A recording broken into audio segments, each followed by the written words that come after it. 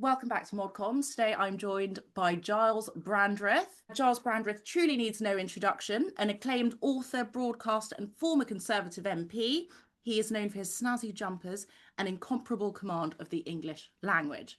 He's an expert on everything from Winnie the Pooh to Oscar Wilde and the House of Windsor, and has beguiled himself to a new generation through his TV appearances, crime novels and hugely popular podcast, Rosebud. We're absolutely delighted to have him with us today on ModCons. Gyles, thank you so much for joining me today. I'm excited to be with you, Jamila. I'm not wearing one of the snazzy jumpers. I'm wearing a very simple jumper. When I became a member of Parliament in 1992, my calling card was these bits of colourful knitwear for a reason that is, in a sense, relevant to politics. Yes. I began on television in the 1960s. Wow. A long time ago. Yes. And when I was quite young, I knew the advertising guru, then advertising man, Maurice Saatchi, who, as you know, became a famous advertising man for the Conservative Party. Yes. With that famous Labour isn't working poster. One of my favourites. Anyway, Maurice told me when I began appearing on television, he informed me that the research suggested that when people are watching television, what they remember is what they see more than what they hear. Right. He said something extraordinary, like 83% of what people recall is what they see, only 70% what they hear. Wow. And they're not going to remember you, Gyles, for your beauty. Oh, no. Because I was appearing on breakfast television. So that's when I came up with the idea of the jumpers. I love it. And he said, put the image on the jumpers quite high up, which I do. People, when they see the jumpers, they think, oh, why have you got the image up there? It's so it actually can be seen if you're at a desk on television. Right.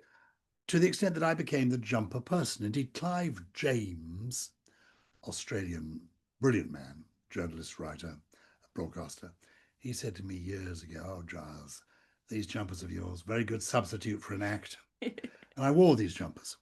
And then when I became an MP, I thought I can't wear the jumpers anymore. I'm going to be serious now.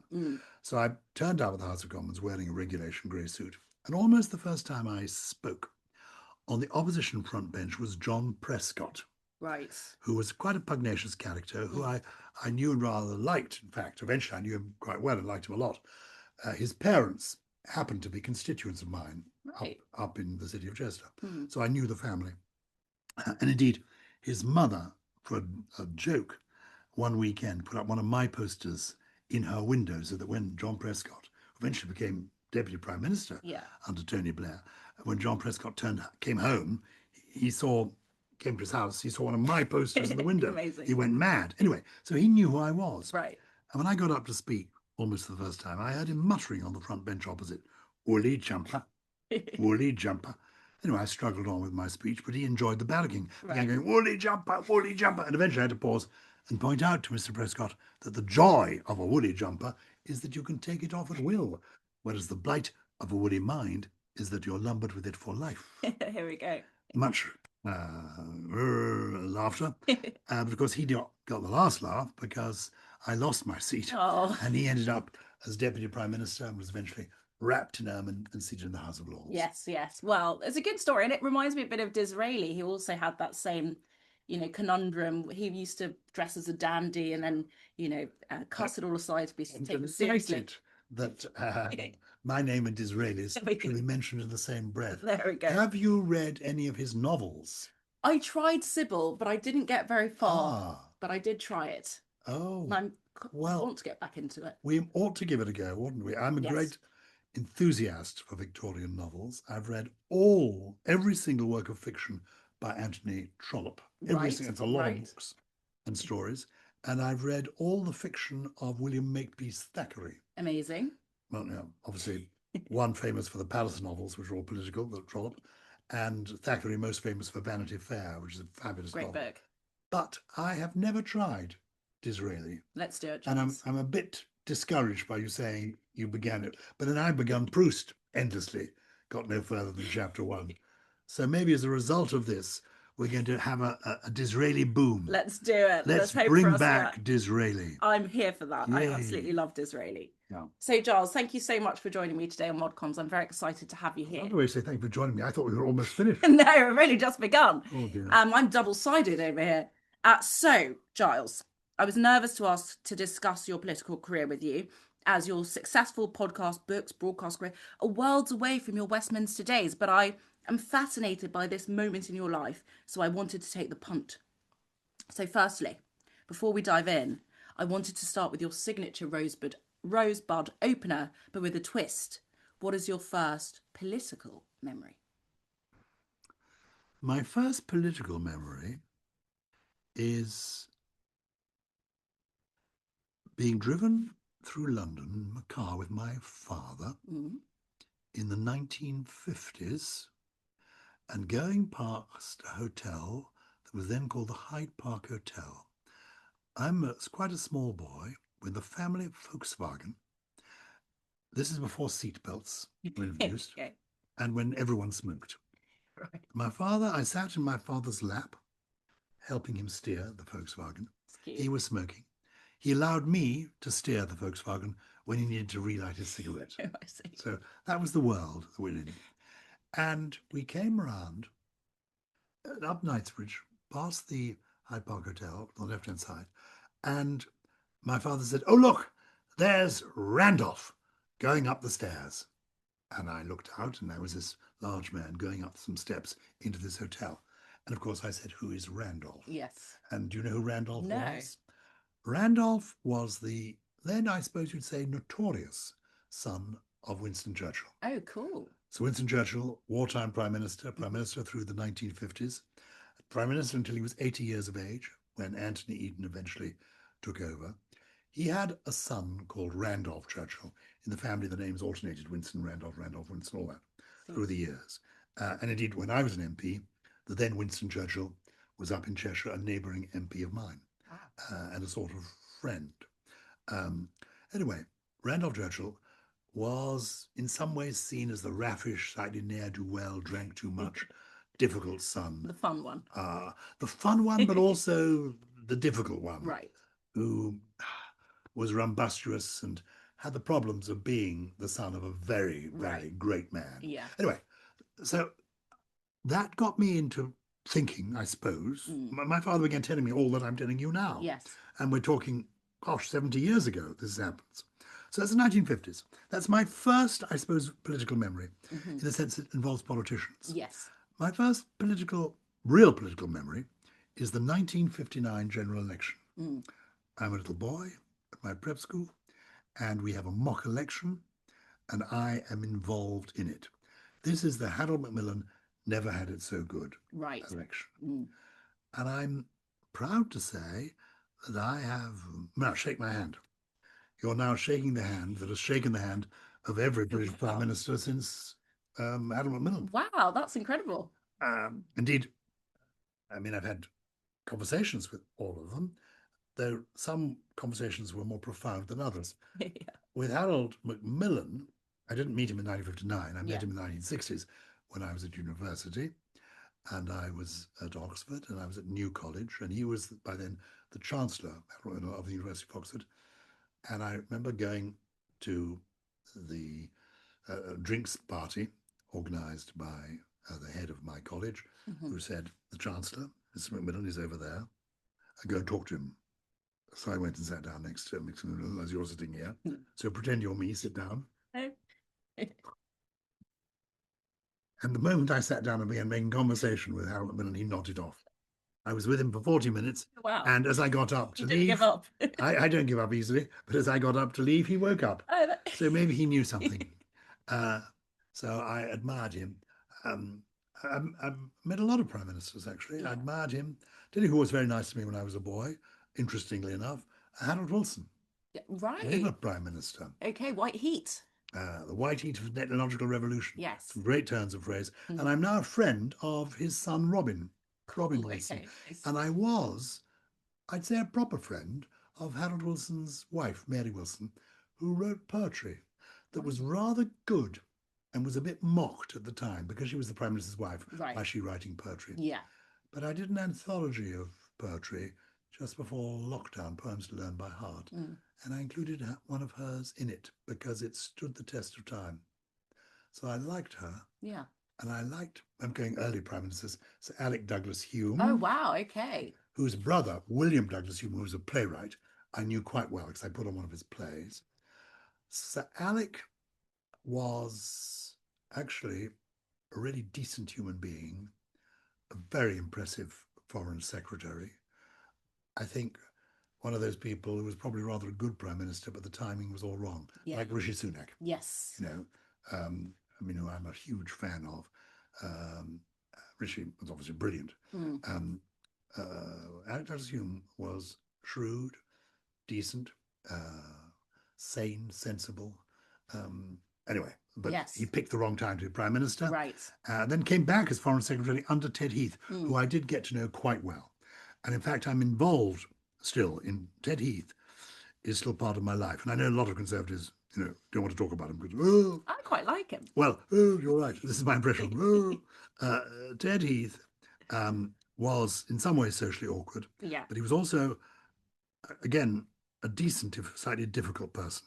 He was very nice to me and to my wife, Michelle. When he was an old man, retired, well, only semi-retired, really, he was still an MP, he would invite me and Michelle down to his house, Arundel's, in the Cathedral Close at Salisbury, and we would have lunch there. And one of the things that I noticed going to lunches there is how well he got on with women. Right. He usually had women on either side. Platonically? Well, certainly platonically. But he actually listened to them. Yes. And he was good company. Anyway, I interviewed him a number of times. I went professionally to see him. But also I got to know him in the 1990s when I was a government whip. And one of my tasks was, as you will know, the whipping system. When you're in government, the different parts of the country, the MPs in that area are given to a specific whip, as well as whips looking after individual departments. So I looked after a variety of departments over my time as a whip, but I looked after the Northwest. And as my special charge, I was given Ted Heath. Wow. Because he was considered difficult. And you had a way with him. Well, I don't know about that. I think they thought, oh, Gyles will talk to anybody. He can't stop talking. So I would often have dinner with him to persuade him to stay and vote. In fact, he always voted. He liked to tease the chief whip by pretending he wasn't going to vote. He liked to be curmudgeonly and difficult, but actually he always played the game. He'd been chief whip himself. He knew what was involved. And he had frustrations with the direction sometimes he felt the party was going in.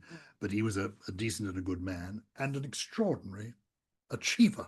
Yes. And he was the last of the prime ministers who was able to actually give some time to thinking. Yes. Harold Wilson gave time to thinking, but he did. I mean, amazingly, he took part, in transatlantic international yacht races while he was prime minister and won them. Well done. His interest in music was serious. Yes. He knew about it. He cared about it. So he had time for this interior life while being prime minister, and I think that's good. Yes. And I remember saying to him, "It's all change. When did that change?" He said, "Well, you know when," and it was with Mrs. Thatcher. Mrs. Thatcher, who was the sort of she defeated him for the leadership of the party. Of course, he felt bitterly about that, but he also thought this. He felt this only sleeping 3 hours a night and this non-stop working and getting stuck into everybody's business, nose everywhere, doing things, was not his style. And certainly since then, the 24/7 media would make the style of leadership that somebody like him or Harold Macmillan or Anthony Eden, when he was prime minister, I think, went off to Jamaica to recuperate from an illness for months on end. Oh, wow. You couldn't do that now. You could not do that. No. So the world has changed. Yes. But I feel very lucky to, the only advantage of being old is that I was young during the time of these people. Yeah. So to have spent time with people like Ted, and you're allowed to call him Ted, so I don't feel I'm being over familiar. Yeah. And I care about Arundel's. It's a house he left to the nation. It's a beautiful house. And we do all sorts of things there. We have concerts, we have sort of lectures, we have, people should get involved in the life of Arundel. So Google it, Arundel's, and find out more. There's both a cultural, political, historical life going on around Arundel's. It's a fabulous house that has to be visited. It's a fabulous garden. And at the same time, you can just cross the road and go to one of the most beautiful cathedrals in the world, which is Salisbury Cathedral. Amazing. So all that is my privileged early days in politics, I love mingling with the greats, though we were useless. I do remember when I just left university. Yes. One of the, I was president of the union, and my predecessor, but one, was somebody called William Waldegrave, now Lord Waldegrave, until recently the provost of Eton, but he was a cabinet minister. He was a minister under Margaret Thatcher and a cabinet minister, I think, with John Major. Anyway, decent, brilliant person. He, in 1970, got me involved in the 1970 general election. Right. I was 20, 21, knew absolutely nothing, thought I knew it all. And we were supposed to be the young troops. I see. Helping to win the election. Yes.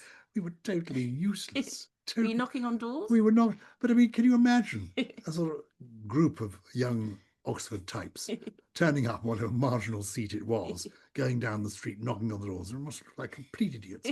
Fortunately, most people were out. And so I don't think we actually lost any votes. That's good. But I don't think we did much good. But it was interesting. It was fun. And it's good to get young people involved. Absolutely. And when people do get involved in the party, I think they realise that it is fun. There is that social side to it. It's also, if you're young, it's a chance to meet older people. At Oxford, there was an organisation called the Oxford University Conservative Association, AUCA, which I was lightly involved because I was more interested in the union. But there was a magazine, I think, called Oxford Tory. Right. And for that magazine, I went to interview Ian MacLeod. Now, have you heard of Ian MacLeod? I have. You're very young, but well done. In the 1950s, Ian MacLeod was the beating heart, the thinking person's conservative, middle of the road, one nation conservative, but a highly intelligent person and an interesting person, very much involved in the end of empire, the end of the colonial life of the country, but also sharp as a tack.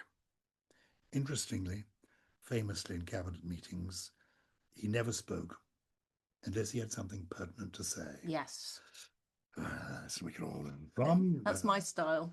And it was good. Well done. Try. People wish it was my style. But he was Chancellor of the Exchequer under Ted Heath. I think, rather amusingly, I did a quiz for MPs at Christmas time. Rishi Sunak was there. And I said, who is the shortest serving Chancellor of the Exchequer? Yes. And Rishi said, it must have been me. I'm only 5 foot something. Yeah, that's good. Which is good of him to laugh at himself. I said, no, actually, even he's probably taller than you, but, although maybe not, because he was quite short, Ian MacLeod.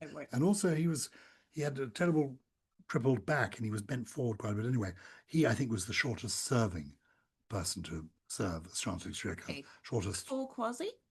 Yes, curiously. I think it's actually, in terms of days, I think shorter even than Kwasi. So Kwasi hasn't even got that record.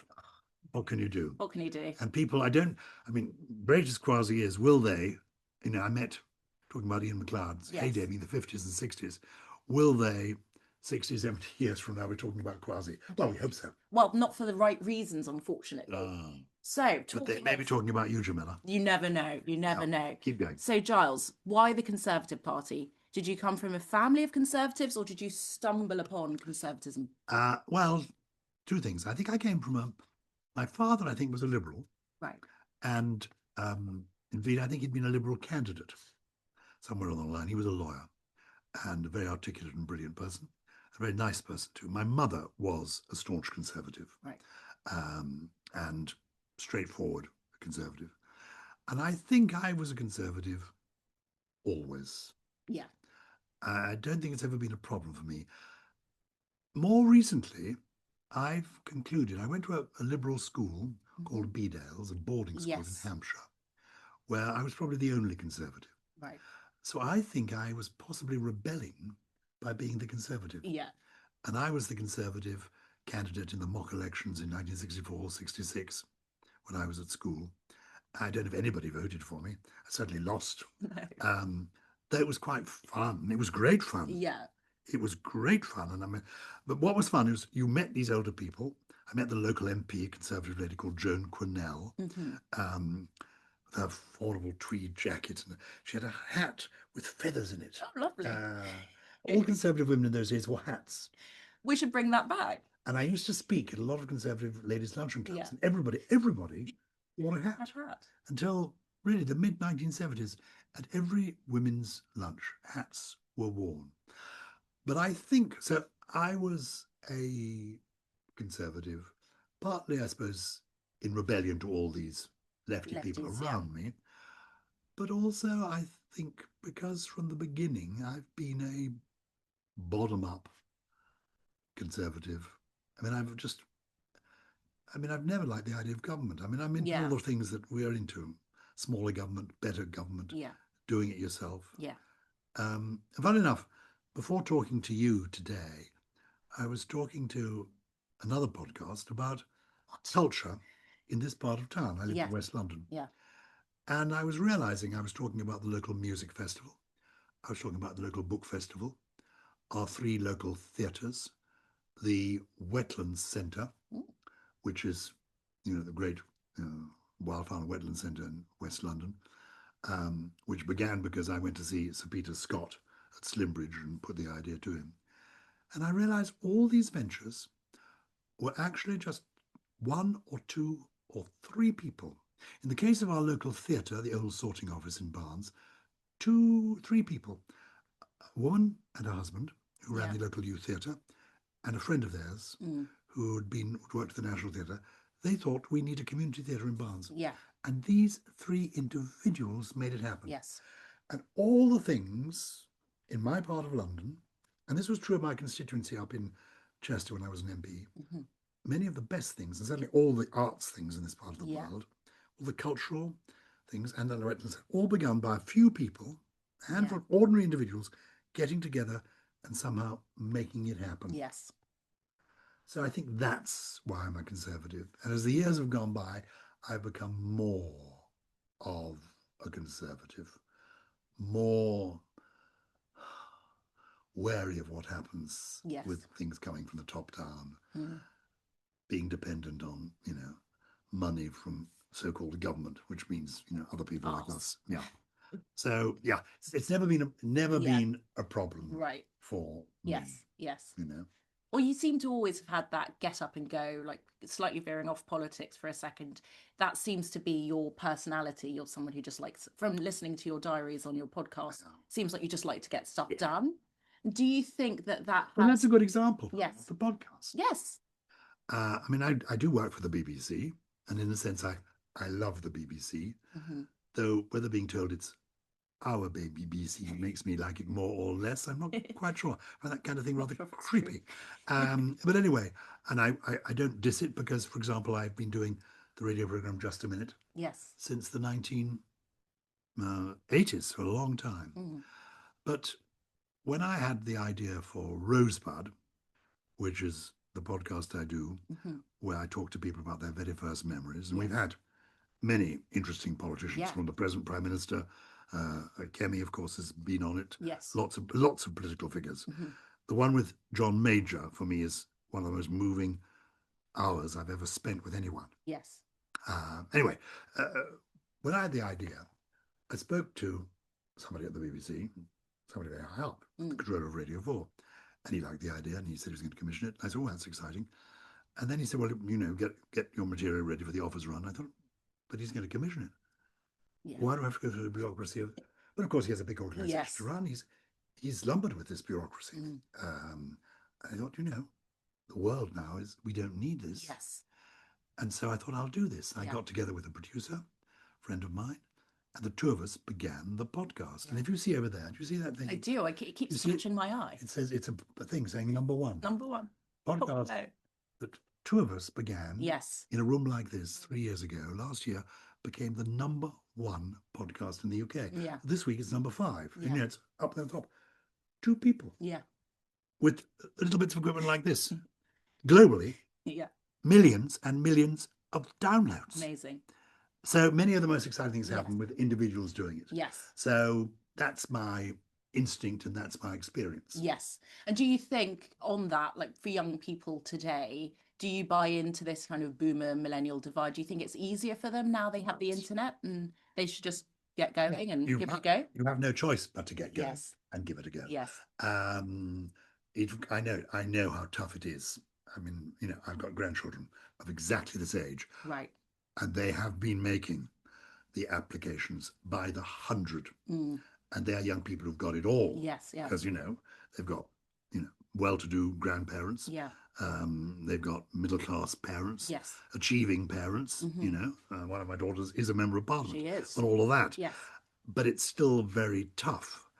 The answer is to try and do it yourself. Mm. The other day I was at the cinema, a local cinema, and it was for a film preview and Q&A with the director of the film, who was called Sir Stephen Frears. Right. Have you heard of him? No. My Brilliant Laundrette was his first claim to fame. He's made a lot of very successful British films.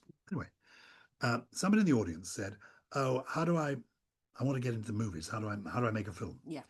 And Sir Stephen Frears said, do you have a mobile phone? And the young man said, yeah. He said, show it to me. Yeah. And the boy held up his phone, and Sir Stephen Frears said, oh, you've got a phone, it's got a camera, good. He said, make a film. Yeah. Yeah. He said, what do I do? He said, no. I said, I told you. He said, make a film on that phone. Mm.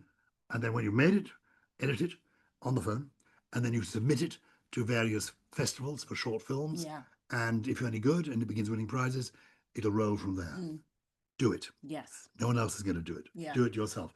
And that's, Yeah. I think actually Stephen Frears probably is some great old lefty. I don't know what his politics are at all. Yeah. I had him on Rosebud, and he's a fantastic and interesting person, but we didn't talk about politics. So that's my instinct. Yes. I don't go for the boomer now generation divide. Yeah. Every era will have its challenges. Yes. And the only way to survive in life is to cope with change. Yeah. Which older people like me find quite challenging. I do not wish to learn another ghastly password. There it is. You just save it on your phone. Yeah, but then I can't get into it. I mean, I can't remember where I find the passwords on my phone. No, it's a disaster. So, Gyles, going back to politics. Why are we on the same first page still, Tremendous? Oh, no, we flipped now. We flipped. Oh, good. So you served as a Conservative politician from 1992 to 1997. I'm glad you say served. You did. Because, funny enough, service. well, you're very sweet. I do regard it as service, and I do regard it as a vocation. Yes. And when I was an MP, I was a totally full-time MP. Yeah. Which led to financial mayhem, because it never occurred to me when I became an, I hadn't thought about it, didn't know what the salary was. And it was something like 30,000 a year, which was fine. Yeah. But I'd been working in television and broadcasting and theatre and writing books, etc., and I was doing reasonably well. And the income fell off the edge of a cliff. Yeah. Fortunately, my wife turned the ship of state around, and we survived. But we had to sell our house, take in lodgers. Yes. It's tough. But it was the most satisfying 5 years of my life. Yes. I loved being a constituency MP, mostly. Yeah. I loved being at Westminster all the time. Yeah. And I adored being in the Whip's office. Yeah. And you may have, in fact, you suggest you have got my book, Breaking the Code. I bought it. It's the first Kindle book I've ever bought. Oh. I know. I've actually quite enjoyed reading it on Kindle. Good. Well, that's good. Yeah, that's good. So I will come to that actually as well. The trouble with Kindle is I can't sign the copy for you. Oh, no. Miller, a joy. Well, okay, we'll have to do that again then, Gyles. So when you were an MP in the major years, so you left quite a legacy. You had a lot of things that you introduced. So the Private Members Bill, your Private Members Bill, which later became the Marriage Act 1994, which actually helped Prince Charles and Camilla with their wedding, allowing them. Well, it's actually worth pausing for a moment on that. If the sort of people listening to this are aspiring politicians, the world has changed. Government is now the thing. Everyone needs to be in government. And, the Labour Party, with all their hundreds of backbenchers who are doing nothing, is sort of sent on leave to their constituencies because otherwise they stay in Westminster making trouble. Government is everything. But actually, the individual member of Parliament can make a difference. Yes. Afra Brandreth, yes, my daughter, of whom I'm hugely proud, who is the MP for Chester South and Edinburgh, she already, in her first year, was lucky enough to get a private member's bill through on an aspect of animal welfare, relevant both to her because her husband is a vet and to her constituency because there are a lot of farmers there. Yeah. But I had a constituent visit me in the 1990s who owned a castle, Peckforton Castle, which now actually is an AFRA's constituency. Right. And this lady called Mrs. Graybill said, seems very unfair that you can get married in Chester Cathedral, but you can't get married if you want a nice wedding in my castle. So I thought, well, she's right. And so I introduced this private members bill that became, as you say, the 1994 Marriage Act. Yes. Is the legislation that enables people to, have a civil wedding in something like a hotel, a castle, historic house, an interesting venue. And it's changed the nature of civil weddings in this country. Yeah. So it's my great achievement. My other great achievement, for what it's worth. Let's hear it. Thank you. I was BPS at the Department of Culture, National Heritage, whatever it was called. Yes. And we had an office then in Trafalgar Square. And walking up from Westminster through Trafalgar Square, I saw this plinth in Trafalgar Square that was empty. Yes. And I said to the permanent secretary one day, are we responsible for this plinth? He said, we are. I said, let's put something on the plinth. Yeah. And after we made the jokes, plinth Philip or plinth Charles, I made various suggestions. Yes. The first of which was Margaret Thatcher. Ah, that would have been great. Well, can you imagine how the permanent secretary at the Department of Culture reacted to that? Yeah. He said, no, it's Trafalgar Square. They usually have a military connotation. I said, oh, for good. I said, Margaret Thatcher in her tank on the Falkland Islands. Absolutely. Yeah. He didn't like that idea very much. Then I suggested children's writers, because we were outside the National Gallery and the National Portrait Gallery. And I thought we would celebrate the great people like Lewis Carroll and J.M. Barrie and A.A. Milne, some of our great children's writers, and their characters. I thought that'd be quite fun. They thought that was juvenile. But we ended up with this wonderful scheme that was developed by the Royal Society for Arts and Manufacturers under the then leadership of Prue Leith. We developed what there is now. Yes. So I am responsible for there being something on the fourth plinth. I absolutely love that. And it's always got something very funky up there. Yeah. Would you say, obviously, you went to Oxford and you studied history, which is quite classically political, but you also worked in the arts. I went to do PPE. Did you? But I found the economics far too taxing, which is why when I ended up as the Treasury Whip, I felt I'd come to the wrong place, but I loved it. I was the Treasury Whip with Norman Lamont and Ken Clark. Amazing. Two very different but hugely fun people. Yeah. It was a really interesting time. Yes. Actually. So I began doing PPE and then I switched to history and modern languages. And do you think, obviously you came from like a bit of an artsy background, you were in theatre at the time, do you think things like the fourth plinth are because you came from an alternative kind of career background? Do you think somebody else would have even saw that and thought of it? I think it's because in my own simple way, I'm a can-do enthusiast. Yes. So I see something, I think, oh, we can do that, and let's do it. I can't pretend any of the things I've done are of major significance. Yeah. But, well, I don't know. For example, I started a project. I have projects. Yeah. My wife would tell you, there's been no development in your life, Charles, none at all. At school, you were editing the school magazines, you were still writing for magazines, you were doing the debating society, then you went into politics, you were doing the school plays, and now you're still on the stage. There's been no development. But I like my projects. Yes. One I'm very proud of. About 10 years ago, I came up with this idea. I love poetry. And I like learning poetry by heart. And when I was a child, I learned poetry by heart. And now I'm an older person. I realise how important it is to keep the memory going if you can. I had this idea of starting something which is now called Poetry Together, where I got older people in their 70s, 80s and 90s, usually in care homes, to learn a poem by heart. Often one they'd learned before, but to relearn it, like The Owl and the Pussycat Went to Sea. And getting young people, children, small children, well, any school-age children, to learn the same poem. And then the old people and the young people get together. Yeah. And they perform the poem together, and they have tea and cake. That's so cute. And it's lovely. It's a very special event. I remember one of the first ones we did was at the National Army Museum. We had an old soldier in his 90s, and he and a boy of about 13, they learned to perform together a Siegfried was a Soon First World War poem. And I mean, it was so moving. Anyway, there's a project called Poetry Together. Take a look. I don't know if it's poetrytogether.com or .co.uk. People should take a look. And if you've got a school near you or an old folks home near you, get them involved in it. We're very lucky. Queen Camilla Yes. who loves words and language and poetry. She has become involved, and she's been to one of our events, in fact, Yeah. most years since we started it. Yeah. So That's fantastic. So what I like doing is, seeing something I feel, oh, we could make a difference. Yes.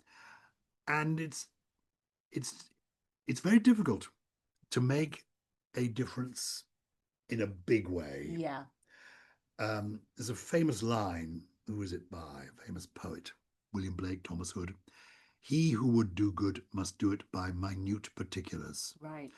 And I did on Rosebud recently. I mean, mostly have show business people, stars of stage and screen, Yes. Sigourney Weaver, Gary Oldman. But we did Wes Streeting, Yeah, Secretary of State for Health, who I liked as a guy. Mm. And I thought when I was with him, my gosh, to be the Secretary of State for Health, and I was the whip when both Stephen Dorrell and Virginia Bottomley were the Secretary of State for Health. It's so difficult with an enormous thing like the National Service employing so many people to actually make a difference from the centre. Yeah. It's going to be individual GP practices, individual hospitals, individual doctors and nurses. Yes. Who make a difference. I was hearing the other day about a psychiatric nurse who has transformed the care of people with Alzheimer's and dementia at our local care home. Mm-hmm. One woman has made the difference. Now, a paper saying this is what you do in for Alzheimer's and dementia people across the country, well-intentioned, may not make any difference at all. One woman, psychiatric nurse locally, transforming the lives of her patients. So, I mean, on the whole, that's the way change happens. Yes, absolutely. And why you're a Conservative as well. Now, talking of the whip's office, you brought this up a few times now, Gyles. So in your political diary, Breaking the Code, you describe the anguish you went through in publishing the diaries of your time as a whip, as it is a faux pas to reveal the secret workings of the whip's office. It was then. And as a result, you subsequently received a brown envelope containing a sheet of white paper with nothing but a large black spot. Yeah, it was an envelope in which there was another envelope, in which there was the third envelope, in which there was the piece of paper with the black. I was given the black spot. What was it? The mark of shame. It was the mark of shame, but because I did a wrong thing. The reason I did it was because we were out of government, and it was clear we weren't going to be in government for a long time. Yeah. Because I felt there was a good story to tell, and also because I felt and do feel that the government whips they're ministers within the government, and they are paid a ministerial salary by the public. Mm-hmm. And actually, the public have the right to know how it works. Yes. So I don't think I revealed any intimate personal secrets of people, but I showed the workings of the whip's office. Yes. And I remember the Conservative chief whip at the time calling me up and saying, quoting the famous Badenoch line, "Do not let daylight in on magic." The mystery is part of how you achieve the authority. Right. And I get all that. Yes. And of course, since I broke the dam, quite a few whips on both sides of the main political divide have published accounts of their time in office. And of course, before me, there were many, not whips, but there were many ministers. Yes. I love the story of Barbara Castle, who I knew, who was very fiery, red-headed, Labour, one of the first Labour women cabinet ministers, great character. She would keep a diary. And she would keep it. She'd be writing it in cabinet. Yeah. And she actually supposedly said to the Prime Minister one day, it was Harold Wilson, Prime Minister, "Oh, please slow down. I can't keep up." That's terrible. She writes it down during the cabinet meeting. That's hilarious. Giving the game away slightly. Yeah. So obviously since then, people like Simon Hart have released far racier ones. You said, in the past that being a whip. What interested me, I mean, the hot gossip is fun, I suppose. Yes. But actually, what interested me is how it works. Yes.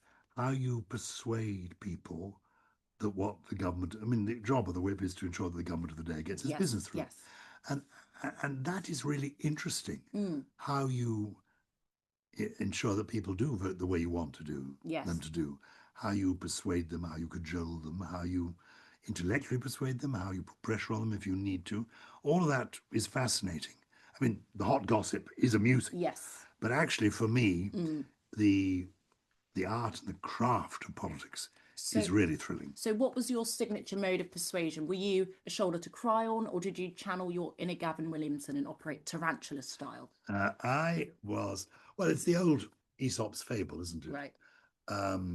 The son, you take off your jacket. Yes. It's so warm. Yes. The wind and the rain, you put a jacket around you to go fiercely on. Yeah. So in my experience, being nice to people gets better results than being unpleasant, in my experience. I see.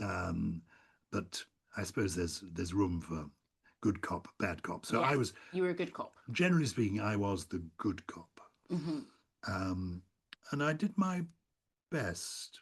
And you can only, I remember meeting one MP, there were sort of stories going on about his private life that I heard from a local journalist who would appear in the local newspapers. And I went to warn him about this, and he was sort of indignant.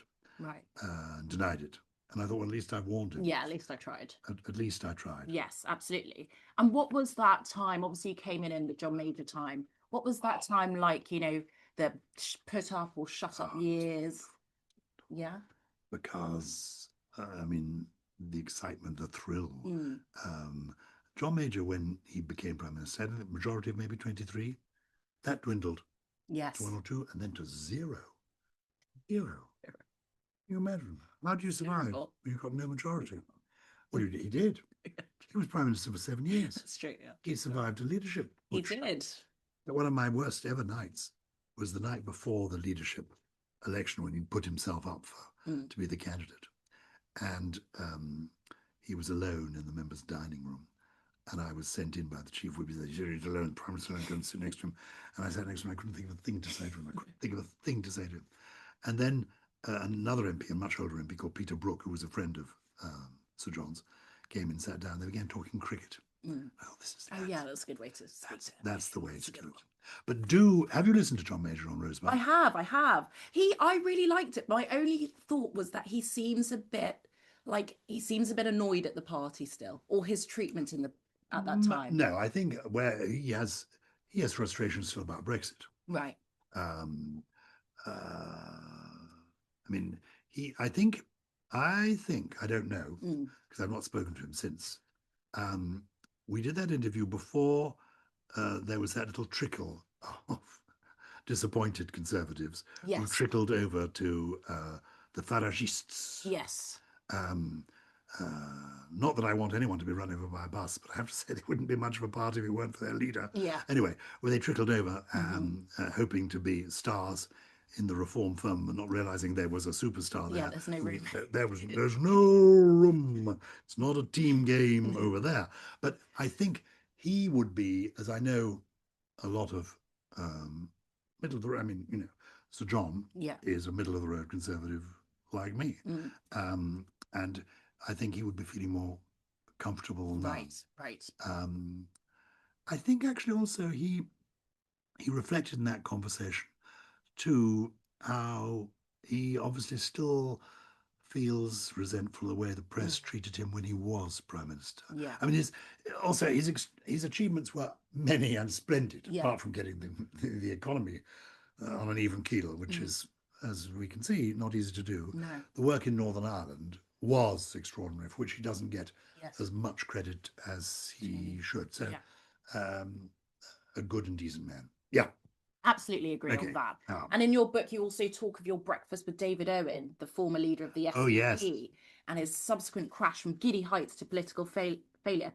Do you think, as some anticipate, the same will be said for Farage and Reform? Does it feel the same, that kind of SDP time? Well, what was interesting about SDP is there were several of them. Yes. And they were all interesting people. David Owen was remarkable. He'd been Foreign Secretary. Shirley Williams, who I knew quite well, because she'd been part of my life since I was a schoolboy, since she was a friend of the housemaster at my school. So I knew her well. They had Bill Rogers, they had actually rather interesting people. Yeah. And a variety of them, and they were intellectually interesting people, which Farage is not, and his crew certainly is not. And if you see where they have got into local government, the stories I hear are not very encouraging. No. So I don't think there's an SDP similarity. Right.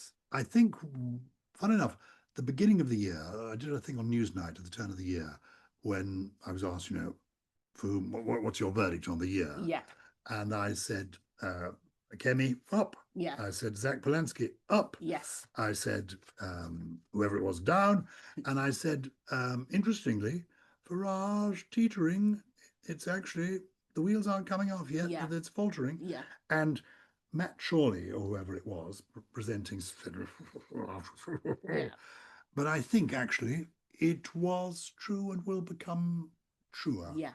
And what I like about Kemi is now, having spent some time with her, obviously we had her on Rosebud, but actually having spent some time with her, is that she is playing the long game. Yes. And people are seeing the value of that. Yeah. She has substance. Absolutely. She has substance in all the areas, whereas Farage is a one-note whistle. Yes. And it's a penny whistle of that. Well, my second to last question, Gyles. You often joke about how you left Parliament, joking that you'd long had contempt for your constituents, but it came as a shock that the feeling was entirely mutual. What would you have wanted to do in a second term, given the chance? Well, in a second term, let's say what was interesting is that after the when we lost 97, later in 97, because I think it was May we lost, there was a by-election coming up, and which was thought to be a safeish Conservative one. Yeah. And I hadn't published my diaries then. Right. I was phoned by the chief whip and said, "Do you want to put your name in for this? Will this interest you?" And I thought about it and discussed it with my wife, maybe even my family.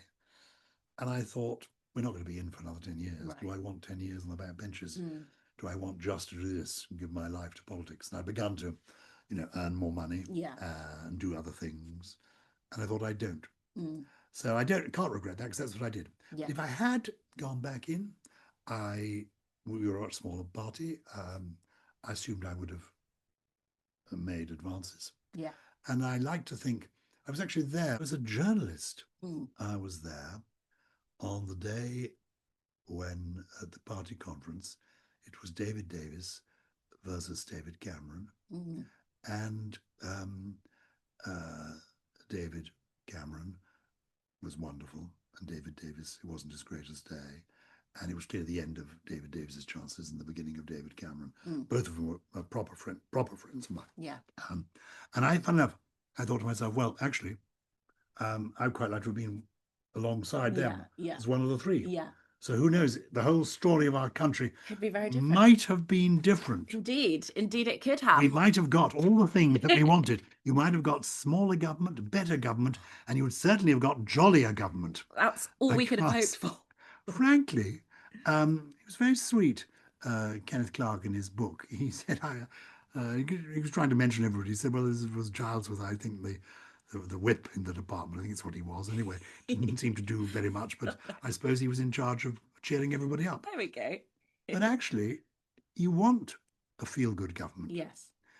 You seriously want a government that is aspirational, that does give you that shining castle on top of the hill, that will make you feel that things are better run, because more serious and thoughtful people are in charge. Yes. And they have simple, sensible views. They know what they can achieve and what can be achieved. Yeah. So I have the highest hopes for the Conservative Party. I'm very happy to be a mod con. Good. I'm only talking about this to you because normally I appear on programs like This Morning. I know. But I'm totally non-political. I'm a non-political human being. But I can't deny that I was a Conservative MP, and I can't deny my pride in being the father of probably the best member of Parliament in the current House of Commons. And a great maiden speech, may I add. Her speech was fantastic. It's good, isn't it? Brilliant, brilliant. And just as we wrap up, Gyles, where do you think the Conservative Party should be in 4 years, and what gives you hope? Oh, I think in 4 years, I think in 2 or 3 years, they should be in government. Yes. And to be honest, I don't see why not. Because this government has failed and there's no going back. Yeah. They can't undo it. They're too committed to this course of welfare through taxation, yes, which will not achieve growth. So they are doomed to failure, and everybody will share in that failure. And Farage will be seen to be essentially hollow. Yes. A great shouting line. But trust the people. Yeah. when push comes to shove, never mind what happens on the 7th of May this year, it's local elections. Yeah. When push comes to shove 3 years from now, people will want a grown-up government with the right ideas. And I think Kemi and the team could well supply that. There we go. Well, rather exciting. Very exciting. Yeah. Well, Gyles, I am so honoured to have had you on the ModCons podcast today. Thank you so much for joining me. You're the epitome. I mean, I hope you will be in the next government, all the governments to come. We hope so. That's the way it should be. If I was reforming my government today, it'd be much smaller, many fewer ministers. Yes. But play your cards right. You might be one of them. Thank you, Gyles. Yeah. Thank you so much. Thank you.